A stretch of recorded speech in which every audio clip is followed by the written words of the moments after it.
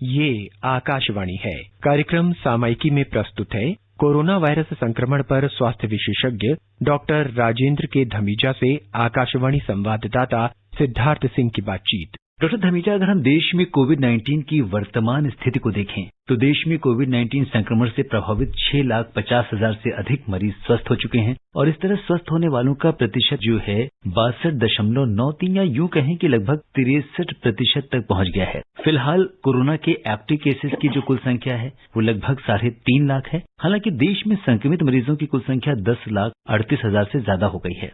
आप इस वर्तमान स्थिति को किस तरह देखते हैं? जनवरी के आखिरी सप्ताह से लेकर जुलाई के अब तीसरे सप्ताह में आए हैं और इस दौरान जो कोविड-19 का जो ट्रेजेक्ट्री है उसमें बहुत इवोल्यूशन हुई है और हमें बहुत सीखने को मिला है। अभी भी तकरीबन 30,000 के तकरीबन नए केसेज रोज आ रहे हैं, जिसमें से 20,000 के आसपास ठीक भी हो रहे हैं और जो एक्टिव केसेज हैं वो तकरीबन 10,000 या 9,500 के आसपास हैं। ये प्रतिदिन की संख्या बता रहा हूँ मैं, रोज के नए इजाफा जो हो रहा है। और अगर आप वो इनको रेशियो में देखें तो हमारे देश में तकरीबन 700 के आसपास केसेज पर मिलियन पॉपुलेशन है आज की तारीख में। अगर आप डेथ रेट देखेंगे तो 18 पर मिलियन जो है, प्रति 10 लाख के पीछे 18 लोगों की डेथ हो रही है, जो कि बहुत कम है दूसरे विकसित देशों के मुकाबले में। यहाँ पे ये कहना बहुत जरूरी है कि जो ग्रोथ ऑफ एक्टिव केसेज है, जो कि नए केसेज की ग्रोथ है एक्टिव केसेज की, वो 3% 2 के आसपास है, जो डबलिंग टाइम हमें बताता है 20-22 दिन के आसपास।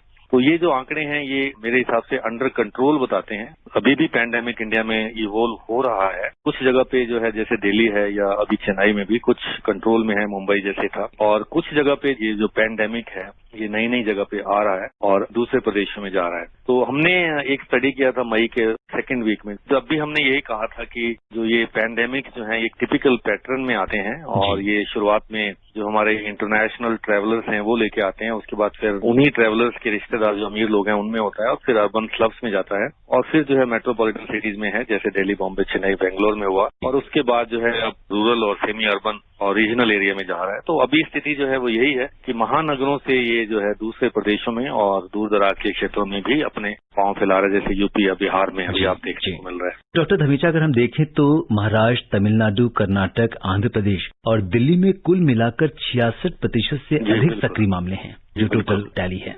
कहना यह है कि इन जगह पे टेस्ट भी हो रहे हैं, जैसे दिल्ली में तो काफी अच्छे टेस्ट हो रहे हैं, नंबर्स की बात करें। और अभी भी मुझे लगता है कि महाराष्ट्र है, तमिलनाडु है, गुजरात है, दिल्ली है, इनमें अभी हमारा जो पॉजिटिविटी रेट है, यानी कि अगर आप 100 टेस्ट करेंगे तो 5% से ज्यादा नहीं आने चाहिए, तो आपको लगता है कि एडिक्वेट नंबर ऑफ टेस्टिंग हो रही है देश में। तो आज की तारीख में महाराष्ट्र हो या दिल्ली हो या तमिलनाडु हो या गुजरात हो या ऐसे दूसरे स्टेट्स और भी हैं, जहां पे पॉजिटिविटी रेट जो है 5% से ज्यादा है, ये तकरीबन 10% के आसपास है। इसका मतलब ये हुआ कि अब अभी भी हम जो है टेस्टिंग पूरी तरीके से नहीं कर पा रहे हैं और particularly states like Bihar and UP में और टेस्टिंग की जरूरत है। तो टेस्टिंग का जो रेट है पर मिलियन, हमारा देश का जो है नेशनल एवरेज जो है वो तकरीबन 9,000 के आसपास है पर मिलियन जो है। डॉक्टर धमीजा, बात करते हैं स्वास्थ्य मंत्रालय की जारी एडवाइजरी की, जिसमें कहा गया है कि 4 दीवारी से घिरे हुए आवासीय परिसर, यानी जिसे हम कहेंगे गेटेड रेसिडेंशियल कॉम्प्लेक्स में आवश्यकता अनुसार छोटे कोविड सुविधा केंद्र, जो डेडिकेटेड हेल्थ फैसिलिटीज हैं, वहां पे बनाए जा सकते हैं। इस दिशा निर्देश में कहा गया है कि ऐसे केंद्र कोरोना के संदिग्ध मरीजों, जिनके अंदर लक्षण नहीं है या हल्के संक्रमण वाले, यानी हम बात कर रहे हैं एसिम्टोमेटिक, प्री सिम्टोमेटिक और वेरी माइल्ड केसेस की, उनके लिए ये एक नया इनिशिएटिव लिया गया है। और इसमें स्वास्थ्य मंत्रालय ने कहा है कि ऐसे केंद्रों में जो बुजुर्ग हैं और 10 साल से कम आयु के बच्चे हैं, प्रेग्नेंट और लैक्टेटिंग मदर्स हैं, तो इन लोगों को रखने की इजाजत नहीं होगी। इसके बारे में हमारे श्रोताओं को बताइए। देखिए, एक बहुत महत्वपूर्ण पहल है ये सरकार की और एक बहुत अच्छा कदम है, क्योंकि ये जो छोटी छोटी सोसाइटीज हैं या गेटेड कॉलोनीज हैं, छोटे छोटे कोविड सेंटर बनाना, जैसे किसी सोसाइटी के अंदर कम्युनिटी हॉल है या कोई खाली फ्लैट बने हैं, उनमें जो है ये कोविड केयर सेंटर्स बनाए जाएंगे और उनमें पूरी गाइडलाइंस के हिसाब से बेड्स रखे जाएंगे, पूरी दिशा निर्देश के हिसाब से, जो है चाहे वो सैनिटाइजर का इस्तेमाल है, चाहे वो ऑक्सीजन का इस्तेमाल है, पल्स ऑक्सीमीटर का इस्तेमाल है, तो ये सब अरेंजमेंट घर के पास किए जाएंगे। ये कम्युनिटी आउटरीच की तरफ पहला कदम है और मुझे ये लगता है कि बहुत आवश्यक था उन लोगों के लिए जिनके घर छोटे हैं या एक कमरे में 3-4 लोग रहते हैं या रूम नहीं है, सेपरेट वॉशरूम नहीं है। तो ये जो रिक्वायरमेंट होम आइसोलेशन की थी, जरूरी जो निर्देश थे, ये कुछ लोगों के पास उचित नहीं थे, तो उन लोगों के लिए उन्हीं के आसपास जो कॉम्प्लेक्सेज हैं, जो छोटे छोटे सोसाइटीज हैं, उसके अंदर ये बनाया जाएगा कोविड केयर सेंटर। तो ये बहुत आवश्यक भी था और बहुत अच्छा रहेगा कि लोगों के घर के पास कम्युनिटी के अंदर ही आप उनको ये सुविधा दे रहे हैं। उनको चल के बाहर आने की जरूरत नहीं है, किसी एम्बुलेंस को बुलाने की जरूरत नहीं है।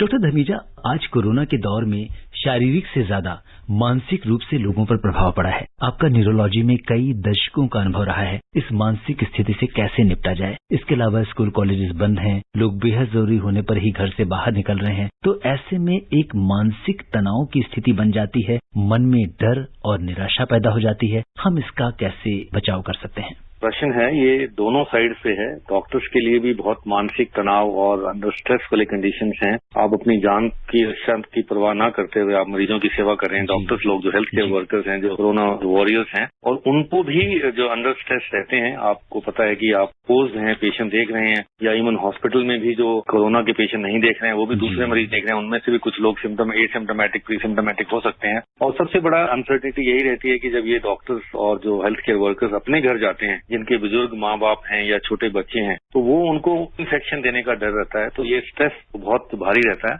और इसके साथ साथ ये भी है कि अगर आपको कोरोना हो जाता है तो अनसर्टेनिटी रहती है कि अब क्या होगा फ्यूचर में। तो ये फियर साइकोसिस भी है। और ऐसा ही मरीजों के लिए भी है कि इतनी कोविड की चर्चा हो रही है और इतनी जो है हम बातचीत करते हैं, और एक समाज में एक ये डर फैला भी हुआ है कि अगर कोरोना होता है तो बहुत सीरियस प्रॉब्लम है। और हालांकि इसमें कोई 80 से 85% लोग अपने आप ठीक हो जाते हैं, उनको हॉस्पिटलाइजेशन की भी जरूरत नहीं है, और 2 से 3% लोगों की ही जो है सीरियसनेस की नंबर्स रहते हैं। लेकिन कहने की बात यह है कि इन सब चीजों के अलावा जो लॉकडाउन्स हैं या जो दूसरे इसके प्रभाव हैं, जैसे स्कूल्स बंद हैं या बिजनेसेस थोड़े डाउन चल रहे हैं या आप लोग घर में बैठे हैं, तो उससे जो मानसिक तनाव की जो स्थिति रहती है, चाहे वो एंग्जाइटी है, चाहे वो डिप्रेशन है, चाहे वो फोबिया है, डर की बीमारी है, चाहे वो आइसोलेशन के कुप्रभाव हैं, ये भी देखा गया है कि वनरेबल जो ग्रुप ऑफ पॉपुलेशन है, जैसे बुजुर्ग हैं, उनके लिए ये कहते हैं कि आप घर से बाहर मत निकलिए, हम उनको शील्ड करके रखते हैं, खासकर 65 साल से उम्र के ज्यादा बड़े लोगों को। तो उनके में ये देखा गया है कि कुछ लोगों को जो है अब सोशल आइसोलेशन की प्रॉब्लम हो गई है।